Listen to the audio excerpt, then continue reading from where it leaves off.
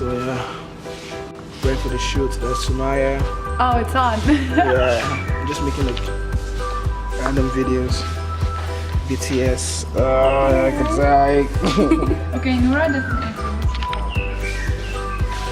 Let's just start. Start with other people's scenes and Yeah, but like you know.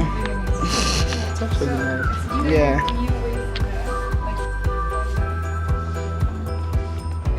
Last parts, because or you do.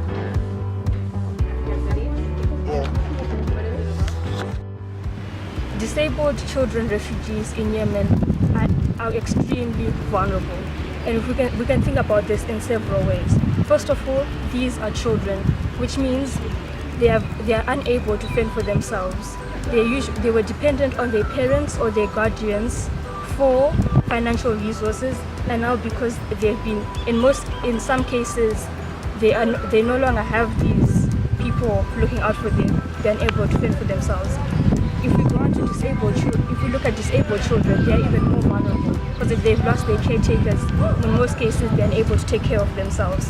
And then if we also look at the fact that because they're disabled, they are not accounted for in mainstream assistance programs. This compounds itself and makes them incredibly vulnerable.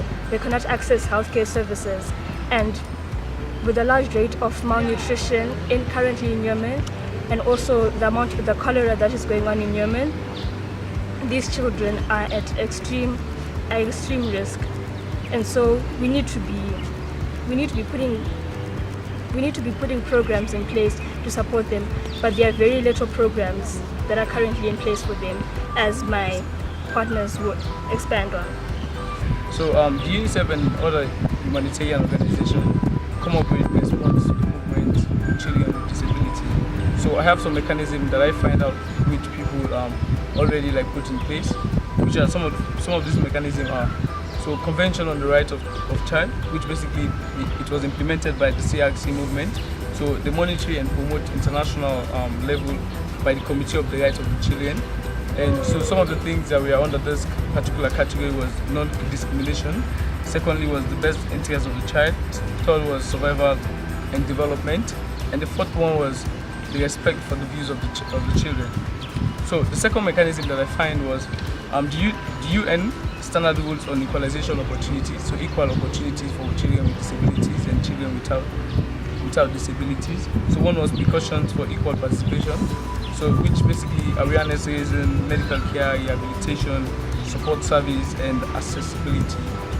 In addition to what Victor said, the UNICEF is also having a lot of humanitarian action for children in Yemen. And for the 2017 program, they have few targets in terms of nutrition, health, child protection, education, social protection, and communication for development. So they're targeting to have 323,000 children under 5 affected by severe acute malnutrition admitted for treatment. And for health, they want to have 1.13 million children under 5 receive primary health care. For child protection, they want to have 571,000 children benefiting from psychological support. For education, for example, they want to have 364 and 427 provided with access to education via temporary learning spaces, school rehabilitation, and capitalization grants, and so on and so forth. People living with disabilities during the conflict, they may be left behind during fights or may not survive the journey because they're not able to be independent, and they need support actually to be able to run away from the conflict or for the military.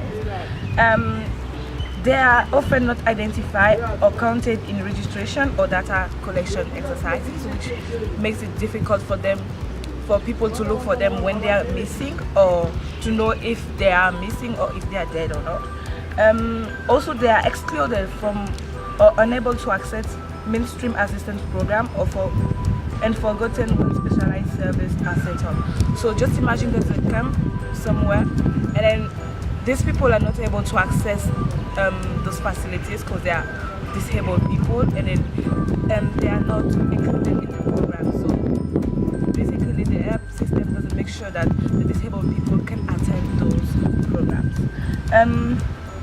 Also, They are often the most exposed to protection risks, including physical and sexual violence, exploitation, harassment, and discrimination.